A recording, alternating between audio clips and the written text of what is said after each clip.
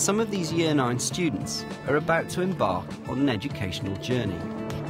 They're beginning a new DT module on CAD-CAM, but unusually, the focus will be more on the designing than the making.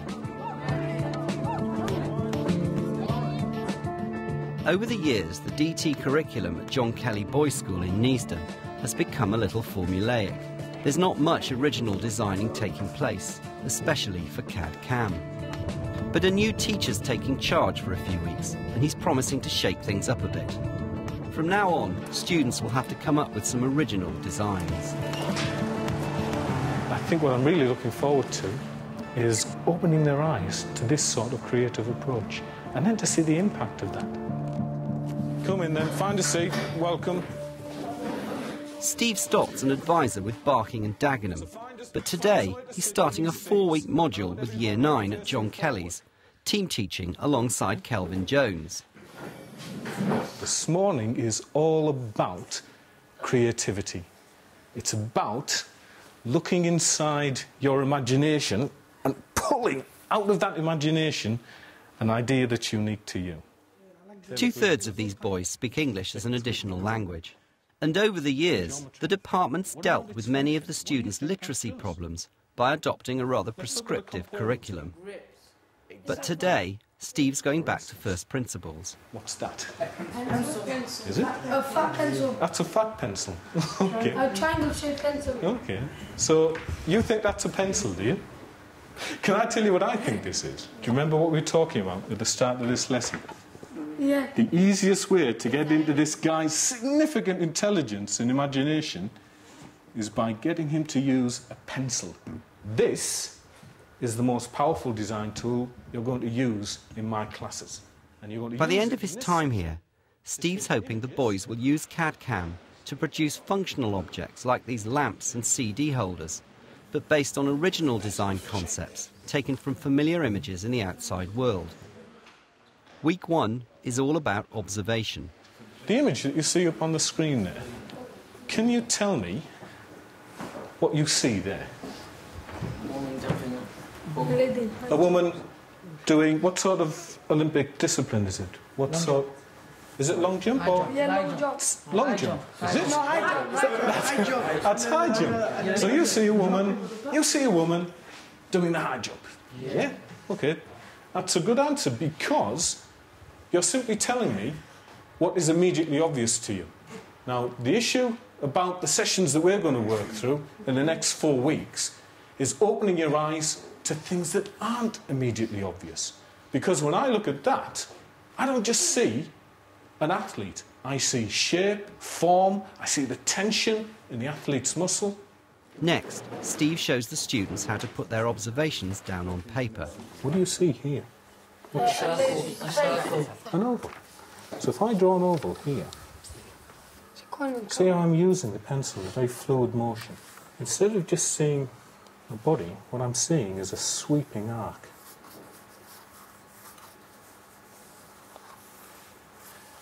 And I'll try to recognise within the body The muscles. the musculature, exactly.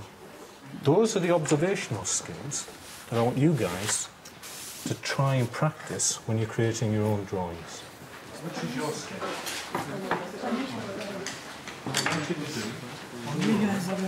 Is to try and refine that figurative drawing into separate areas.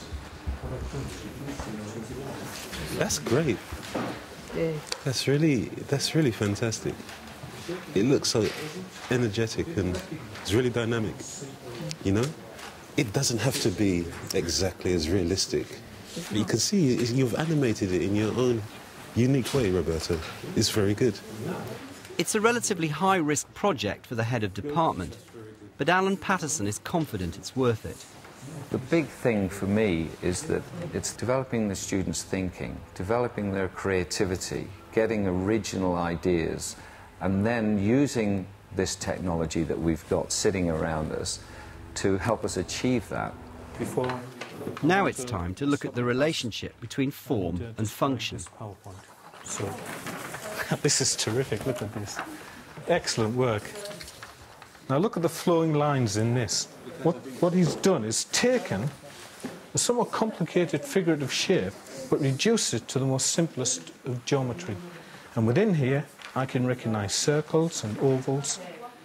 In parallel to acquiring the form, we need to think about the function. Now let me just show you something. What do you think this does? What do you think is its function? Hold something. It holds something. Okay, why do you say that? Do you remember I said I want you to justify your opinions? Why does that hold something in your view? Because it's got the shape of something. Okay. I think it holds books. Hold books? Okay. That's exactly what it does. Could the function of this to be a CD holder? Yeah. So how many CDs would you get in there? Two. So all of the effort in designing and manufacturing that, and all it can do It's hold two. is hold 2 CDs. Is that a very efficient design? No. Okay. Guys, this next step represents what you should all be aiming to achieve by the end of this morning's session. By reducing the figurative to simple geometry, we can translate that simple shapes of circles and triangles and ellipses into computer-aided design. Once we've got it into computer-aided design, we can turn it into a manufactured outcome. So we're getting rid of all these inner circles here. We're just looking at sweeping out the outward form. So basically, yeah, Yeah. you draw this, but without no circles. No, you've already drawn it. Yes. Yeah, okay, it's different. So, Okay, like no, this, yeah? no. You just draw the body. No, No what I- circles. No, what I'd like you to do is take your drawing, but you just concern yourself just with the form, the shape, the outline shape. Oh, so like, So we just so you do don't do all these circles. like outline. Yes, just the outline. Before moving on to CAD, basic cardboard prototypes will test out the design ideas. You could very easily fall into the trap of using CAD and CAM in a very prescriptive manner, where each student experiences exactly the same outcome. What this does is it releases the student's individual creativity. We should be pushing CAD to achieve things that are wholly more demanding than they can currently achieve. I mean, they seem to have adapted to it really easily, don't Well, they? look at them, and it's a hive of industry behind us. And I think once you give individuals freedom like that, then the issues of bad behaviour dissolve as well. 2 weeks later, the students have all produced their crude 3D prototypes. In Lesson 3, they'll divide into small groups to critique each other's work. That, I think, is a very good start to your design process, Enoch. What I find really attractive about this is the simplicity of the design. Can you see how these flex and move apart? How do you think you can overcome that problem? Put something like a straw, something there to hold them together. Put something in between them? Yeah, to hold them together. The straws to hold them together. So, Being level. like a cylindrical shape in between them. And what will that do? Hold them, pull them together. It will hold them together? Yeah, so they don't move about. Okay. So if I put a CD there, and there's a cylindrical support between there, and get that CD in there, where are you going to put the next cylindrical support, Enoch, on your design? Look at that shape and see if the rest of the group can help us decide where the best engineering solution is to support that form to that form. On his leg? Okay. It stops it from going back as well. What happens if I have a cylindrical support in between this element, these two elements here? What happens to the CD? Well, kind of be hard to get out. It's got more space in between them. So if you follow your suggestion and put the cylindrical support further back, whoops, it means the CDs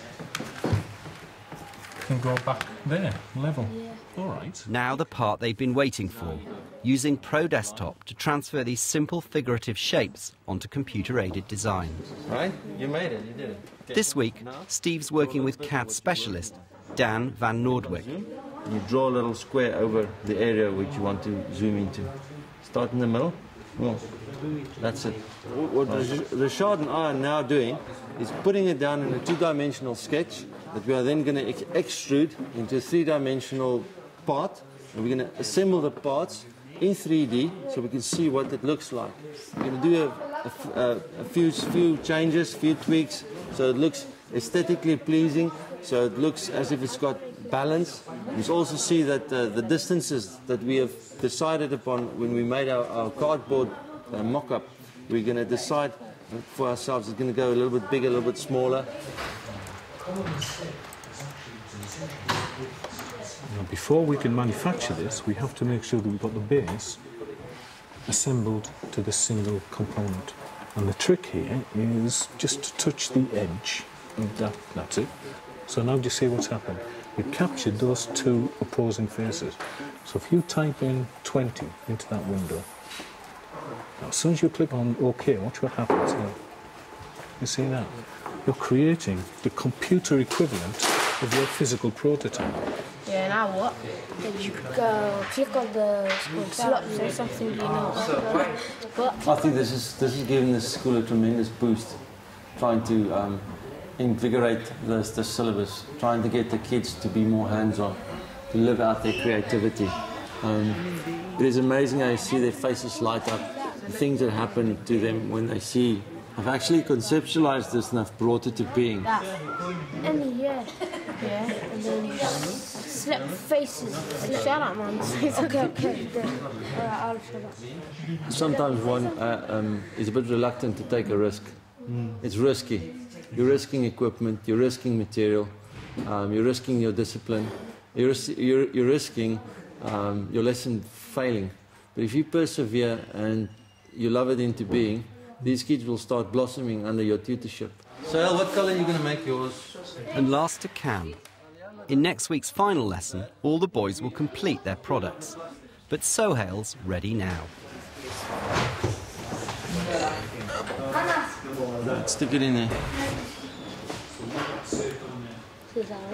That's super. That's good. You want one copy? That's it. Centicutter. Hang on. That's fine. So every time it sparks, it's hitting the metal at the bottom of the plastic. Okay, young man. You want to open? Take out your project. Push it forward, like that. Right. Okay, happiness. I'm going to lift this one, shake it out, and there's yours. Right, take it, it's yours. It's still possible to make nonsense using very expensive equipment. Now, I think what we've done in this scheme of work is that we have married traditional techniques such as drawing and sketching prior to going into CAD and into CAM. We're still going to have pencils and we're still going to have cardboard and cutters and a lot of wastage, and that is part of the design process. I don't see that we are going to move into these clinical theatres where we produce stuff solely using software. We're robbing the children of actually expressing themselves. It's about the children, it's not about most of the other things that we sometimes prioritize. And if we'll give them these opportunities, I'm sure we will reap the benefits. So what was the best bit? Designing it, to see it, like how it looks and stuff. And then once you make it, then you can actually like get to feel it and stuff. And then you think that, oh, that's how I designed it. Tell me what it's been like doing this. It's been fun and I feel like I'm good. I feel proud of myself.